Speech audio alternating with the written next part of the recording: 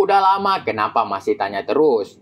Ku angkat dagunya. Kami saling bertatap dengan mesra. Cuma memastikan, jawab Ningsara, tersipu malu.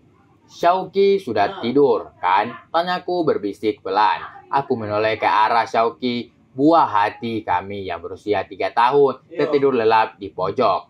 Ningsara hanya mengangguk. Seketika warna semu kemerahan terlihat di kedua pipinya. Kumairaku, bisikku di telinganya. Tanganku, pipinya yang halus. Kalau sudah tidur, emang kenapa? Sahutnya.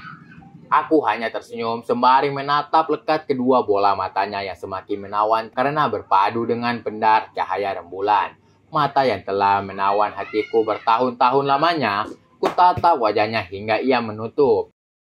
Ketika jarak kedua ribib ini sangat dekat, tiba-tiba saja ia membuka mata membuatku terhenyak dan menatapnya heran melihatnya menutup mulut seakan menolak untuk.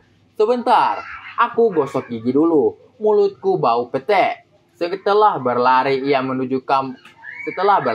menuju kamar mandi, meninggalkanku yang tertawa lebar. Selucu sekali kamu nih, hanya karena sudah, nggak usah gosok gigi juga nggak apa-apa. Nih, bau petek yang keluar dari mulutmu seperti bau kasturi di hidungku. Bajuku tak sabar ingin. Sebentar saja, teriaknya dari dalam kamar mandi yang ada di kamar. Suara air yang keluar dari keran membudarkan suaranya. Waktu yang hanya beberapa menit, terasa sangat panjang membuatku tidak mampu bertahan lebih lama lagi. Sudah belum? Nih, menunggunya menggosok gigi seperti berjam-jam lamanya. Terkadang wanita cantik itu keterlaluan. Semuanya harus serba sempurna. Sebentar, jawabnya kurang jelas karena busa yang masih berada di mulutnya. Beberapa detik kemudian, ayolah, Nyonya Baharudin. Jangan membuatku menunggu lama. Aku bisa mati berdiri di sini. Pintaku dengan wajah memelas sembari menghempaskan bahu pada tembok di samping pintu kamar mandi yang terasa dingin. 10 menit aku menunggu, mendengarkan setiap suara yang keluar dari kamar mandi. Sudah belum? Tanyaku, kesabaranmu semakin menipis. Belum, jawabnya tidak peduli. Sedang apa sih istriku ini? Ritual sebelum berhubungan itu rumit sekali. Apa karena pemahaman agama yang dipelajarinya? Atau entahlah. Sedang apa? Tanyaku sedang nada jengkel. Cuci muka, jawabnya. Ku dengar gemercik air yang jatuh ke lantai kamar mandi. Luluran juga? Enggak, tanyaku lagi. Ya enggak lah, tawa riang Ningsara membuatku tersenyum. Lama menunggu membuat kedua kakiku kesemutan, membuatku menyerah. Akhirnya aku duduk di pinggir. Tidak lama pintu kamar mandi terbuka memperlihatkan sosok bidadari yang memamerkan pesonanya. Senyumnya yang indah membungkam kesadaranku. Deretan giginya yang putih teratur terlihat semakin putih setelah digosok selama hampir 10 menit. Ning, jilbabnya nggak dilepas. Tadi, tanyaku melihat jilbabnya sebagian basah terkena air. Ningsara hanya menggelengkan kepalanya sambil mengulum senyum. Ya Allah, basah kuyup itu. Cepat sana ganti, perintahku sambil menggelengkan kepala melihat kelakuannya yang seperti gadis remaja. Ningsara bergegas melepas jilbabnya itu dan membuka almari. Bukankah berlebihan berdua dengan suami sendiri masih tetap mengenakan jilbab? Kenapa? Tanya Ningsara heran. Dia merapikan rambutnya yang hitam, menatapnya yang jernih menatapku. Heran. Disitulah aku merasa ia benar-benar tidak peka atau sengaja. Apakah ini jelek? Tanya Ningsara menunjukkan jilbab yang dipegangnya. Aku hanya mengangguk.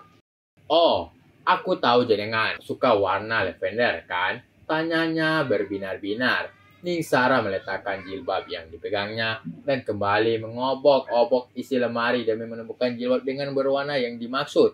Warna apapun tetap jelek. Nih, yang model bagaimanapun juga akan jelek, kataku sambil mengambil tangannya menjauhi dari lemari. Ia menatapku heran.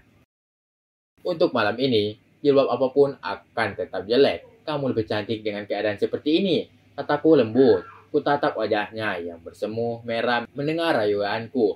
Perlahan senyum simpul timbul di bibirnya yang tipis dan basah alami, seperti gendewa yang melepaskan anak panah asmara. Asmara menawan hatiku. Ku tatap lekat manik hitam. Kusisir rambut lembutnya dengan jari sambil sekali menyematkan beberapa helai di belakang telinganya. Kaulah bidadari sayang. Kedua telapak tanganku memegang wajahnya, merasakan kulitnya yang halus.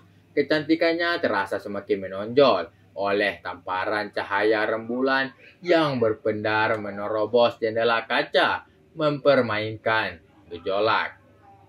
Kang, suaranya yang lembut jiwaku.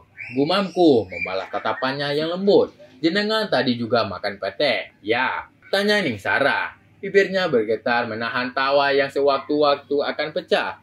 Tangannya menutup mulut. Takut suara tawanya akan pecah membangunkan Syauqi yang tertidur lelap. Ya, jawabku malu. Maaf, ucapku enteng tanpa dosa. Lupa kalau tadi juga makan pete. Sana buruan gosok gigi. Dengan cemberut, ia mendorongku menuju kamar mandi. Detik kemudian, aku sudah berada di kamar mandi dan menggosok gigi dengan tetap mengembang. Merasa lucu dengan ekspresi Ning Isma saat terkontaminasi bau pete. Cepet banget. Ia memangnya sampean. Gosok gigi lama. Ujarku seraya membopong rampingnya ke atas peraduan. Menuntaskan yang sempat tertunda gara-gara pete. Ia melingkarkan kedua tangannya di leher ini. Otomatis semakin dekat jarak kami hingga bisa kurasakan hembusan napasnya yang hangat. Perlahan aku meletakkan empuk agar tidak membangunkan Syauqi yang lelap tertidur di pojok. Mumpung Syauqi tidur, sudah saatnya. Bisiknya di telingaku yang hanya kurespon dengan senyuman dan memilih rambutnya dengan jemariku. Begitu halus dan harum sampo ku hirup memenuhi paru-paruku. Pasti udah mikir yang aneh-aneh. Ucapnya memencet hidung bangirku. Gimana? Toh, nih, tatapanku heran. Maksudnya, sudah saatnya samakan hafalan. Jawab Ning Sara membuatku sedikit kecewa. Harus kembali tertunda. Oh, iya. Kita simakkan hafalan dulu. Setelah itu kamu minta disimak juz berapa? Tanyaku saat ia mengenakan jilbab panjang dari atas nakas. Kali ini terpaksa aku biarkan Ning Sara kembali memakai jilbab. Juz 25. Jawab Ning Sara mulai membaca ayat dengan suara yang merdu dengan susunan makrotnya tepat. Oke guys, terima kasih telah tonton channel kami. Dan jangan lupa untuk menekan tombol like and subscribe agar kamu tidak ketinggalan novel-novel berikutnya. Bagi para jomblo, jangan sedih. Sebab kehidupan itu berawal dari jomblo. Dan jangan lupa bahagia.